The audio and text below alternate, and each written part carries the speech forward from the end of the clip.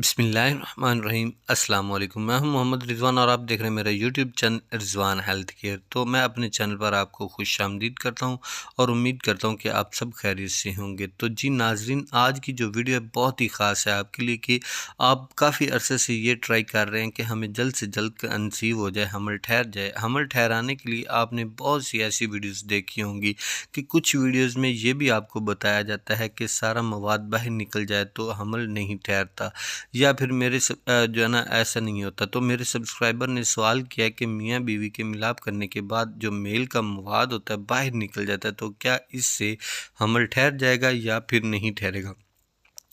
तो medical science इसके बारे में क्या कहती है। इसके अलावा एक क्वेश्चन और भी है कि मेल डिस्चार्ज होने के बाद औरत को जो है ना उसी पोजीशन में कितनी देर तक लेटे रहना चाहिए ताकि हाँ जो हमल है वो जल्द से जल्द ठहर जाए। अगर वो वॉशरूम चली जाती है तो क्या इससे हमल ठहरने के जो चांसेस होते हैं वो कम हो जाते हैं, क्योंकि सारा जो मवाद होता है वो बाहर निकल जाता है। तो आज की वीडियो में जानने की कोशिश करेंगे, तो आपने वीडियो को एंड तक लाजमी देखना है। काइंडली अगर आप मेरे चैनल रिजवान हेल्थ केयर पर पहली दफ़ा विजिट कर रहे हैं तो आज चैनल को सब्सक्राइब करना नहीं भूलना आपने, और साथ ही बेल वाले बटन को प्रेस कर लेना ताकि आने वाली वीडियो सबसे पहले आपको मिल जाया करे। और चलते हैं वीडियो की तरफ। अगर वीडियो अच्छी लगे तो आपने वीडियो को लाइक आपने ज़रूर कर लेना है।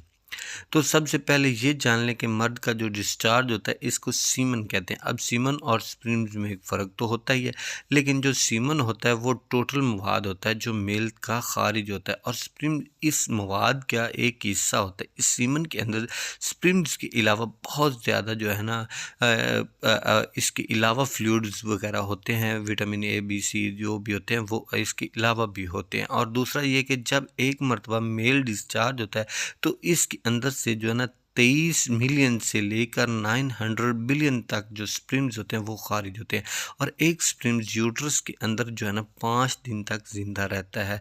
तो अब इतनी तादाद में सिर्फ एक स्पर्म्स ही होता है जिसने आगे जाके एक्को फर्टाइल करना होता है। जाहिर है कि अब जो फालतू डेड स्पर्म्स होते हैं उन्होंने जो बाकी फ्लू होता है इसको बाहर ही निकलना होता है। इसमें आपने टेंशन नहीं लेनी, परेशान नहीं होना।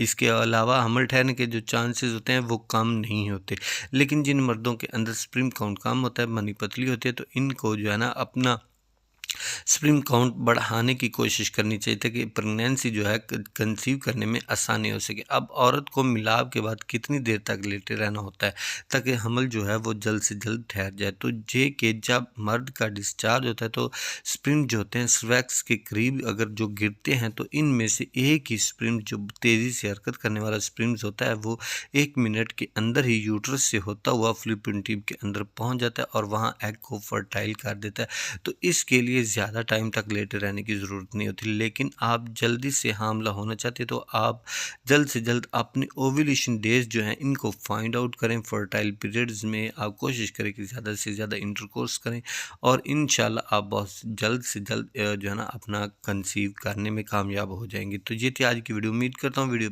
जो है ना आपको पसंद आई होगी। वीडियो को आपने लाइक ज़रूर कर लेना है। मिलते हैं नेक्स्ट वीडियो में, इजाज़त दीजिए, अल्लाह हाफ़िज़।